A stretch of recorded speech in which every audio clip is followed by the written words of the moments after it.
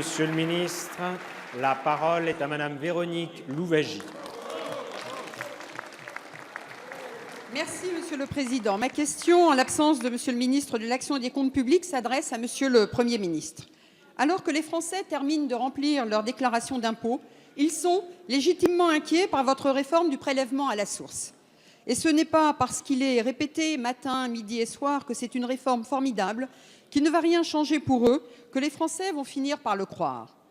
Ils comprennent très bien, au contraire, que le prélèvement à la source, c'est beaucoup de complexité, beaucoup d'inconvénients, beaucoup d'incertitudes pour une utilité très, très limitée.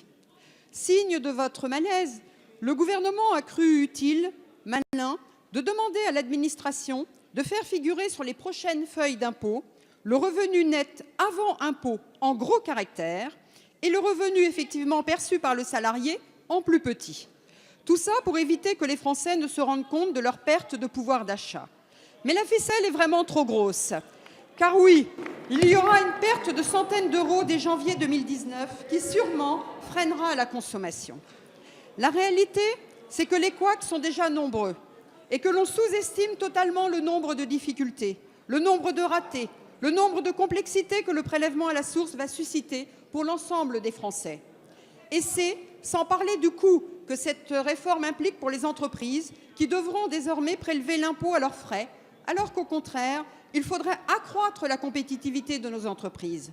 C'est également sans parler des risques de déstabilisation des relations dans l'entreprise, avec des salariés qui craignent légitimement pour leur vie privée.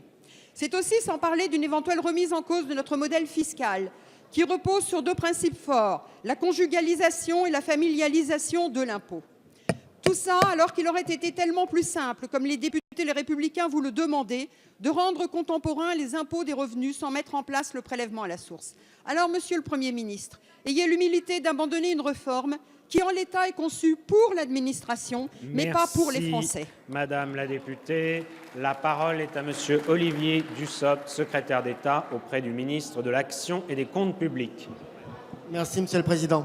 Madame la députée Louwagie, vos inquiétudes sont nombreuses, mais je puis vous dire qu'elles sont infondées. Elles sont infondées car la réforme du prélèvement à la source est une réforme qui a été votée pour être appliquée initialement au 1er janvier 2018, que le gouvernement a décidé de reculer d'un an, le temps de procéder à l'ensemble des réglages et des modifications nécessaires. Nous avons mis à profit cette période justement pour lever toutes les inquiétudes que vous avez évoquées. Est-ce que cette réforme remet en cause le principe de familialisation de l'impôt? Absolument pas. C'est une réforme du mode de recouvrement et en aucun cas une modification de l'assiette ou des taux de prélèvement de l'impôt sur le revenu. Est-ce que cette réforme est une réforme qui va se traduire par une baisse de pouvoir d'achat? Non plus.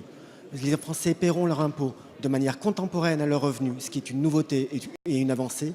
Ils le paieront sur 12 mois plutôt que pour 10 pour ceux qui sont mensualisés, ce qui est aussi une amélioration de leur situation mois par mois. Et en aucun cas, ça se traduira par une augmentation du taux de prélèvement.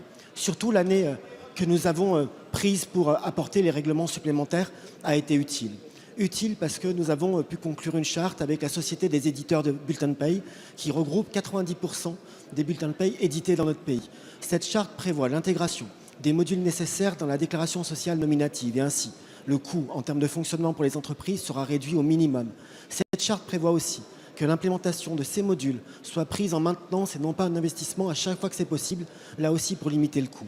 Nous avons par ailleurs formé 40 000 agents de la Direction générale des finances publiques pour permettre de nourrir un système d'assistance téléphonique, d'assistance sur le net et de présence physique afin de répondre à l'ensemble des contribuables. Ces mêmes contribuables peuvent, dès ces semaines actuelles, choisir le taux pour lequel ils optent entre un taux neutre ou un taux personnalisé qui sera transmis aux contribuables comme aux entreprises en septembre, de manière à ce que dès janvier, le prélèvement à la source, la capacité à payer l'impôt en fonction du revenu et du seul revenu qu'on perçoive soit une garantie pour tous les Français.